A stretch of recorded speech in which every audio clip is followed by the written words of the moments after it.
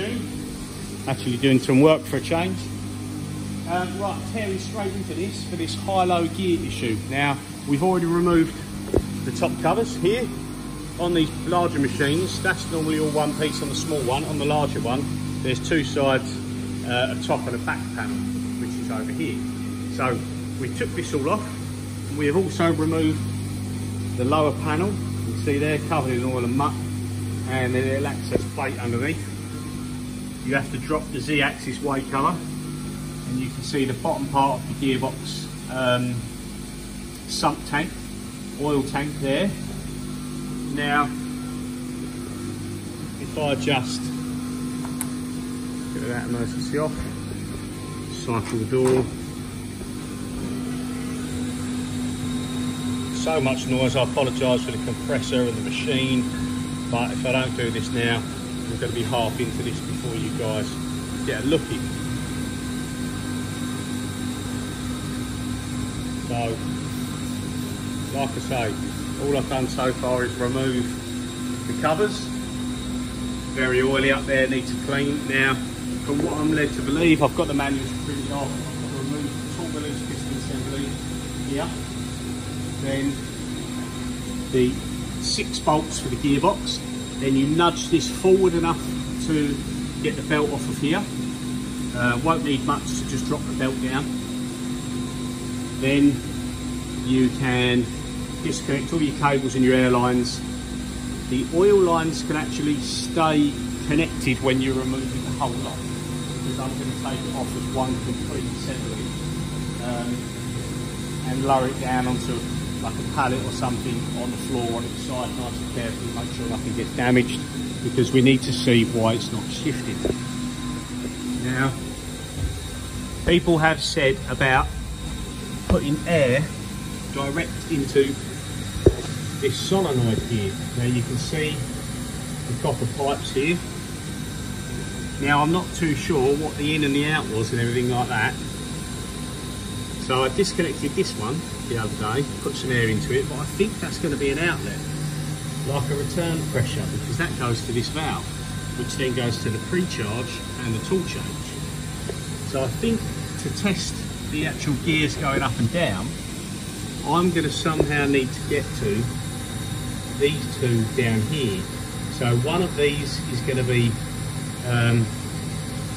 keeping it in high gear, and one's going to be keeping it in low gear.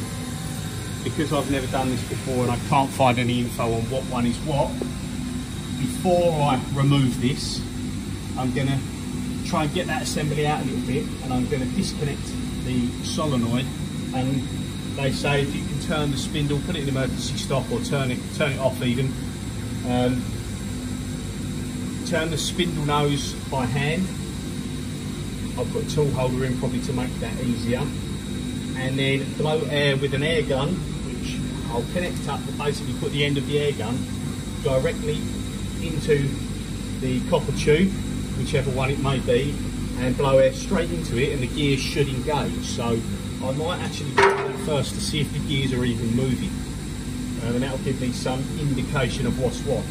Because I'm here on my own and where we're working currently in the machine like this, I'm not going to be able to get any sort of footage of it. So what I'll do is I'll disconnect them tubes, maybe get this bit of this stuff out of the way, and I'll have a go at that and I'll let you know what happens. So yeah, I'll see you in a minute. Okay, apologies for the noise. Got the machine running again this morning. Got to be earning some money. So about pulling the motor and gearbox off this machine. Now I've stripped off the, let's go around this way. I've stripped off the Mac valve solenoids. Mind the mess, because excuse the mess even, because I've just pulled out all the fittings I had laying around trying to find a fitting size. Now this is the solenoid manifold, and these are the 3 solenoids. So you've got 3 here, which I'm guessing you can have an open and close. I'll be honest with you, one's going to be high gear, one's going to be low gear in here. Then you can have an open and close because you've got air in to this one air out to the tool changer, not tool changer, the tool release piston. Yeah, air in, tool release piston, so that's air out. Then you've got these MAC valves, and then there's 3 fittings. Let's tip these out.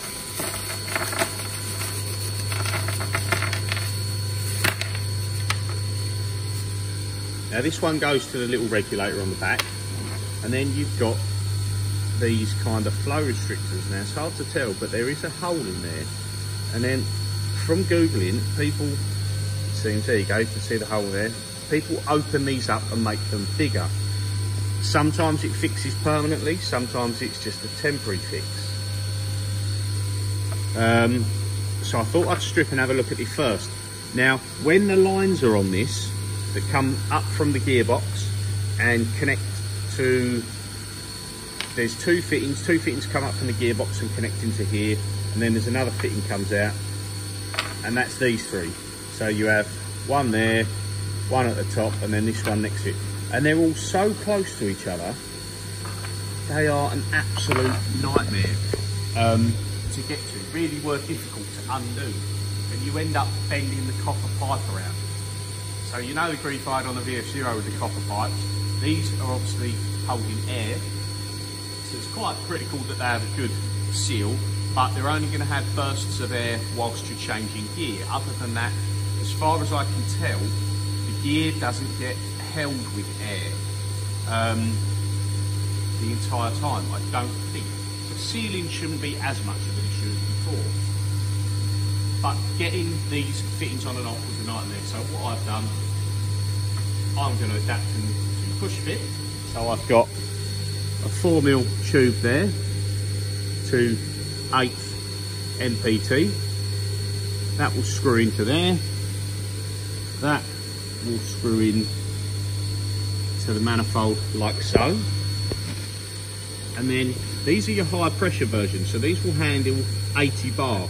Now obviously we go into this manifold, maybe 2 and a bit. We'll go straight onto the copper pipe. The only thing is you've got to make sure where you join this, the copper pipe is not bent, crooked, squashed. You know, it's got to be quite a nice straight section of pipe. Now this one is bigger, and I'm going to try, this one isn't so bad to get to be fair, so I might just do the 2 that are right next to each other. But I did get some quarter fittings to do the copper pipe as well. So that will go into that side, that will go into that side, and we'll just use a little piece there. Again, these are really tucked out the way, the back of the Z-axis, so there's not much in the sense of debris going to get in there and chew it up. And if it did, and it creates an air leak and they split, to replace them, if they are push fit, it's going to be, it will take you longer to take the cover, side cover off than it will to replace that line. Nothing else will have to come out of the way other than the head cover, front piece on one side. You don't need to get to the other side. So that is my plan. Now I have put air directly into these lines.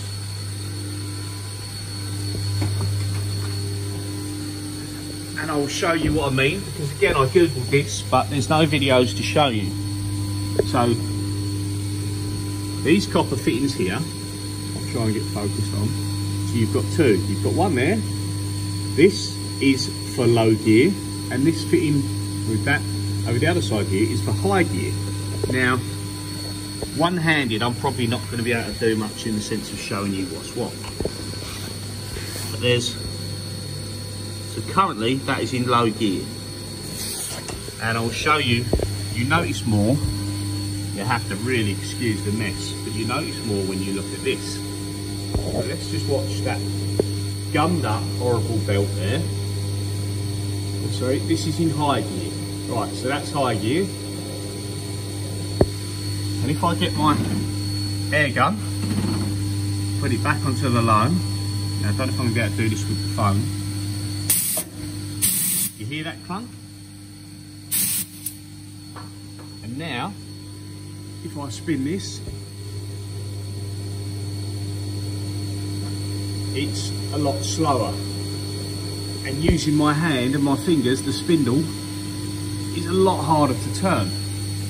And then again, back over to the high gear, airline in there. Now the problem being is you have to kind of turn the gear at the same time. Right, you might not have heard that clunk, but there you go, much easier to turn. Slowly again with my fingers. So, let me just move here. So it seems to go in and out of gear okay. So, I'm not so keen now to remove the motor and the gearbox and the oil assembly and everything like that, if currently I may not need to, because like I said before, I want to get this machine up and running. So what I'm going to do is I'm going to attempt to cut back these copper lines to put the push fit onto it. Now if that works, brilliant. As said, I've got to find a good bit of pipe. That's the only thing that bothers me, because when I cut this off, if I can't find a good bit of pipe and it doesn't seal, it's got to come off anyway, because then I'll have to replace the copper tube further down into the gearbox. And if that happens, then that happens, you know, because all this needs to be cleaned anyway, or at least the pulley, that belt, the other pulley, and those parts, just to get rid of all that oil and gunk. And I'll probably take this assembly off. Well, I might not take it off, but I might just, obviously I've pulled a lot of wires off stuff to get to things, but it all needs a good clean. If the gearbox can stay on for the moment, I'm going to leave it on. I know how it comes off. Let's say the machine is completely finished and running. It's going to be no bigger job to do it then than it is now, in the sense of you just remove the head cover, unplug stuff, and out it comes. So it's not like I'm rebuilding and, you know, I've fitted new linear ways and all, and it's all got to come back off. It's just a case of cover off, motor and gearbox out. Sounds simple, but even in the manual it doesn't sound too involved. It's involved when you get it off and get it on the bench. So yeah, I will drill the orifices in them little restrictor valves. People say they drill them up to like 30 thou, 35 thou, to say 0.75, 0.8 millimeters to help with the gear change. So while it's stripped down, I'll drill them out. I'll attempt to cut these copper tubes and get them sealed up on a push fit. If that works, I'll bring you back and I'll show you trying to carry out a gear change from low to high, high to low, etc. And we'll see if it works. Okay, stay tuned. So I've removed and cleaned this manifold for the Mac valves that we spoke about earlier. And these number 10 restrictors that have got tiny holes in the end, I've opened them up to 1.2 millimeters, I think it was, maybe 1.4 millimeters. I'll put a photo of that up now so you can see. And then that's what people recommend to do. Sometimes a temporary fix, sometimes it works for a long time. But I removed every fitting. None of these were tight or very well sealed, it seems. So I've used Loctite seal on all of them. It's like a medium strength, but meant to be a good seal. So I've used that Loctite 577 on all these fittings, on here. I didn't change this one, and I didn't do the sensor, because I didn't hear nothing coming from there in the machine. But I've sealed up these ones, then I've put adapters for 8th MPT and 8th MPT. These go to 4mm and these go to 6mm. Now the 6mm one was this line here, which used to come under here and go to the regulator on the machine. It had an adapter that come out like that, for example, and then somewhere along the lines it went up to the machine, something like that. I don't want these copper lines. This one wasn't too bad to get to, but for a while there I might as well change it. So I've removed the fitting, which is 1/4 MPT in the air regulator, which does the pre-charge. Remove that and put a push fitting for 6mm or 1/4 inch. I think I went 6mm because I've got 6mm nylon down there, and we put a 6mm push fit adapter here. Now, these 4mm adapters, because these copper lines were so difficult to remove from underneath this manifold, because you can see how close they are. So when you've got the larger fittings on here for the copper compression fittings, they were so difficult to get to. It took me ages to get them. And you have to pull the manifold away from the machine, you're bending it round. Really not very nice. They carry in air, so obviously you don't want any leaks, but it's not like oil's going to leak everywhere like I had the problems on the VF3, which usually push fittings sort out first go. So what I'm going to attempt to do is use double-ended 4mm push fits. Now these are 80 bar. This will go onto the copper pipe and then sit sort of down here somewhere, and then you'll have the 4mm nylon pipe going up to here. They're out of the way, they shouldn't get damaged, so it should last. If they don't last, like I said before, they'll take about 10 minutes to pull the head cover off and about 2 seconds to change them over. So it'll be nice and simple. The only concern is if I get a good seal on the old copper pipe once I cut the fitting off. If I can't get the seal, I'll have to remove the motor and the gearbox. But if needs must, that's what I'm going to do. But I'm going to try and get these put back on.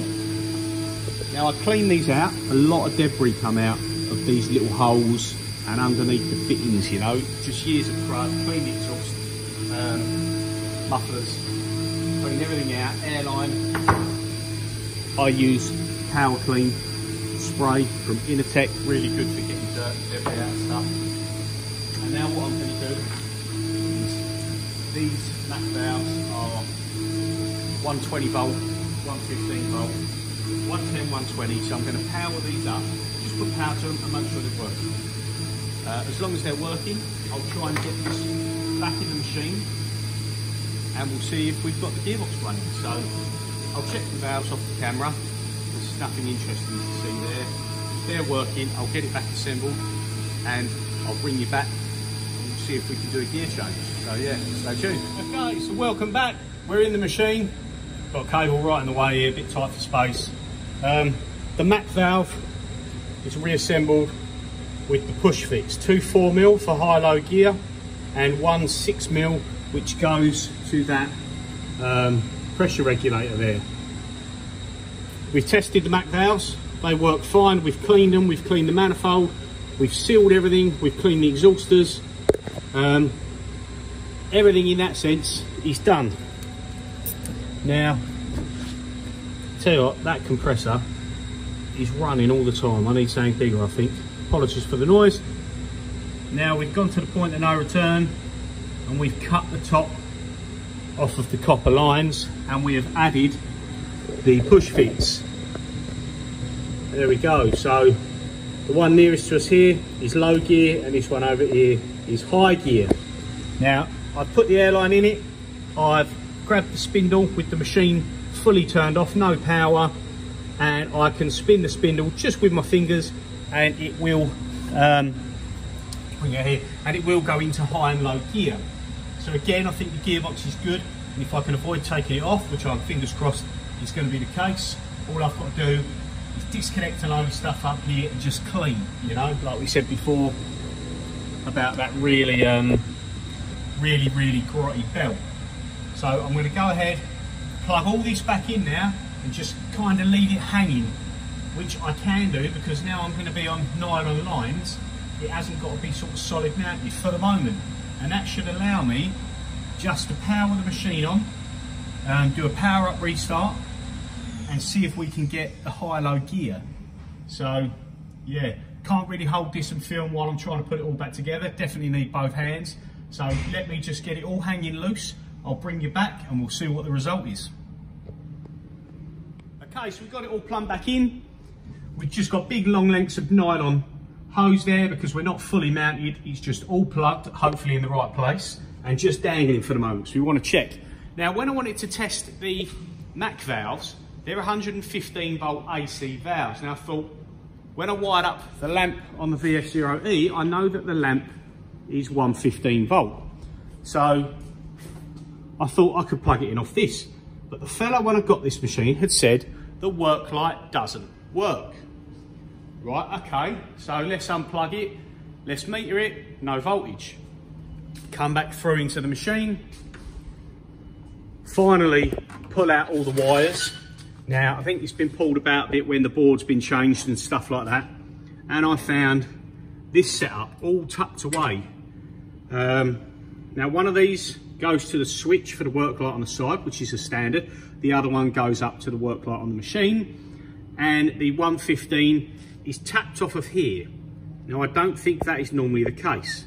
I think it's normally off of here, because you have got one in there which says P80 work light, and that will be 115 volt.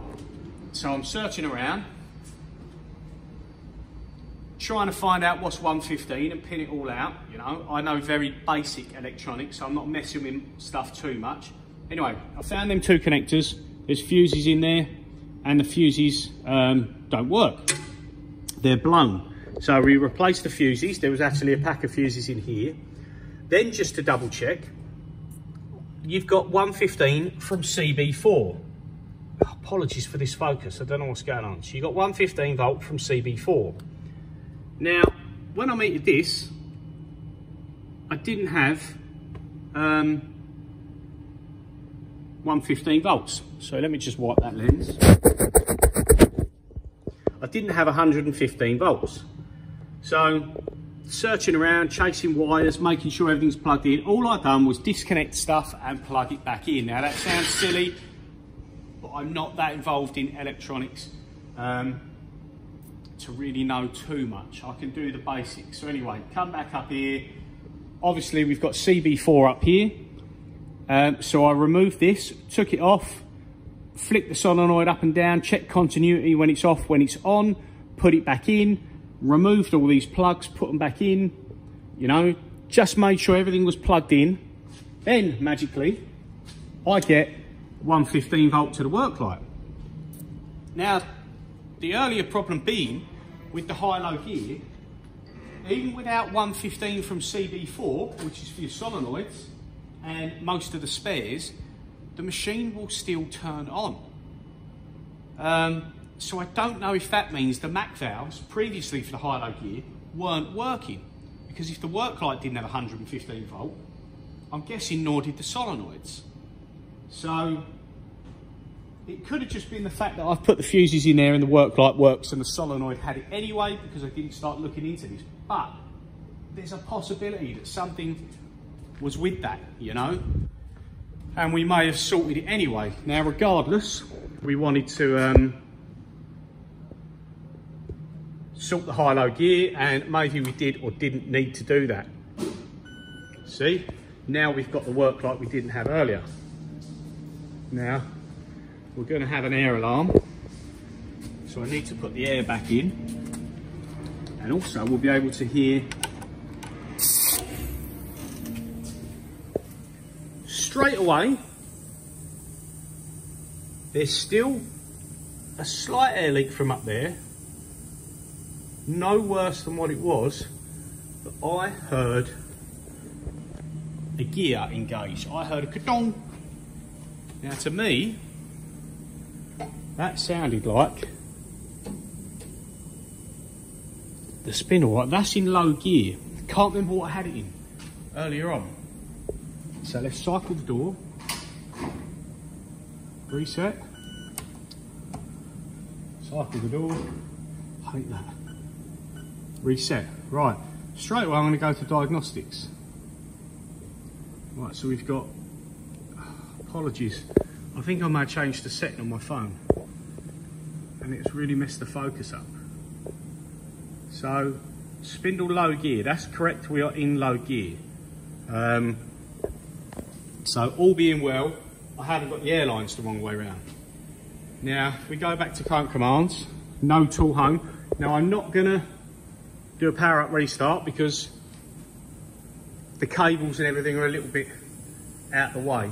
So let's just do 0 return Z single axis, because I need to just make sure everything is out of the way and not going to get caught. We're looking okay.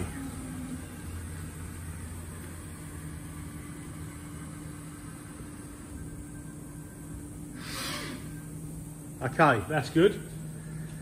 Zero return X. Obviously, bar my stuff moving around, we shouldn't have any issues with this. Apologies for the slow speed of everything, but I kind of wanted you guys to see it first, you know, rather than turn it on, check it all works, then kind of make it all pretty for the video. So bang, first time, no issues. I prefer to just do it and let's see what problems we've got. Because there's loads of info online about gearbox issues, high-low selectors, no videos. There's a video on YouTube which seemed pretty good. A fella's got a gearbox on the bench and he's rebuilding it. The problem is he's already removed it prior to the video and it's already on the bench and stripped. It's nice to see how it's all done, even if it is long-winded. A lot of people won't want to watch that in a million years. If you've got a gearbox issue, you'll be glued to that video. So anyway, let's go through this. So we've done that. Let's zero the y-axis, zero return, y, single axis. Let's just move our airline. Right, apologies, and then let's just do MDI T1 forward. Now, I'm hoping the air's plugged in.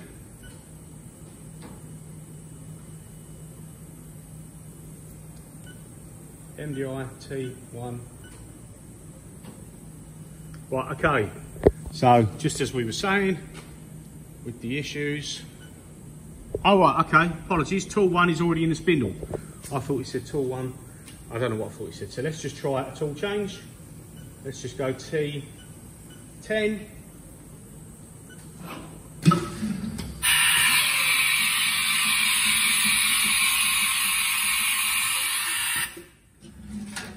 Right, so the tool release piston is working. Low gear stop, so let's just try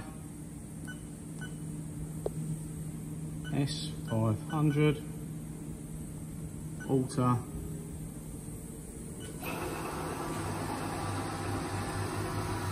Right, so we've got our low gear.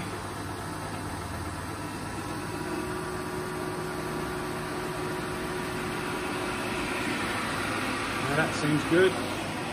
We'll try S1100, alter.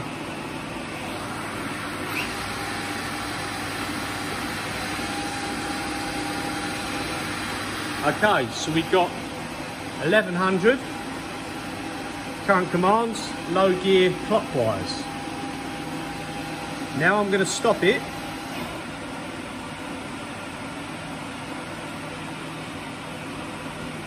And what I'm going to do now is a power up restart, because that should select both gears. So let's just reset it.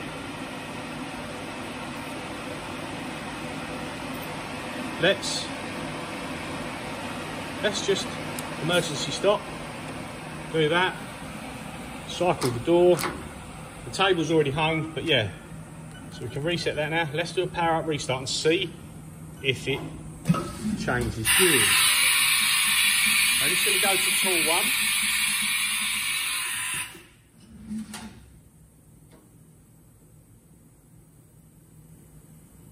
1. Right, because it's already in gear and everything's done, it didn't select anything. So let's just try MDI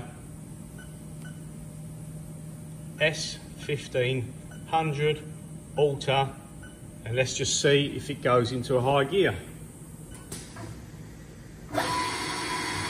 She's in. Diagnostics or current commands, high gear clockwise.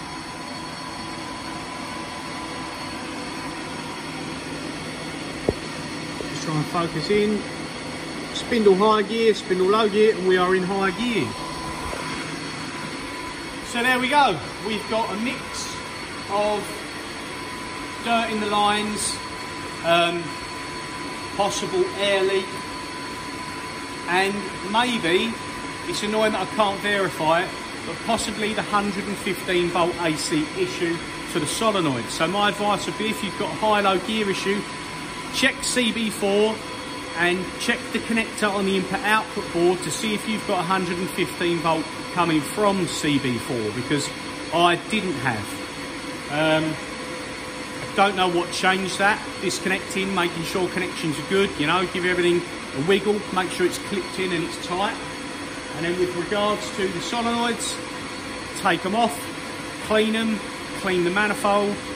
Personally, again, I've done the push fit on the airlines. You don't have to do that, but you see from the first, well, you didn't see because there's no time lapse, but from the first video, holding it in my hand to fitting it back on and plugging it in, probably 4 or 5 minutes. If I was reconnecting those copper lines, probably more like half an hour, 45 minutes, because they're very difficult to get to. Also, opening up the orifices on the brass adapters from the manifold that are 8th MPT male to 8th MPT female, drill both of them out. I personally drilled them to 1.4. So yeah, any more info you'd like, give us a shout. If I know, I'll let you know. But there we go. That is the first issue, and currently the only major issue I know of with this machine, high-low gear, is fixed and running. High gear, 10-second dwell, low gear, 10-second dwell, repeat.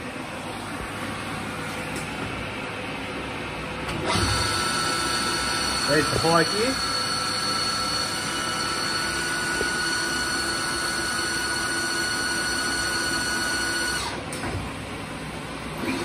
There's your low gear.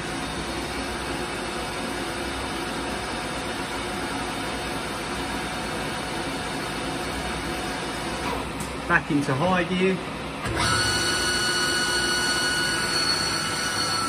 Happy days. Diagnostics.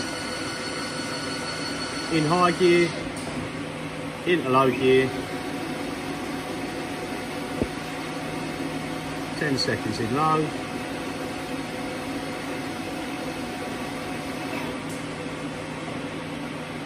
So like and subscribe if you like the content. Cheers for watching. See you soon.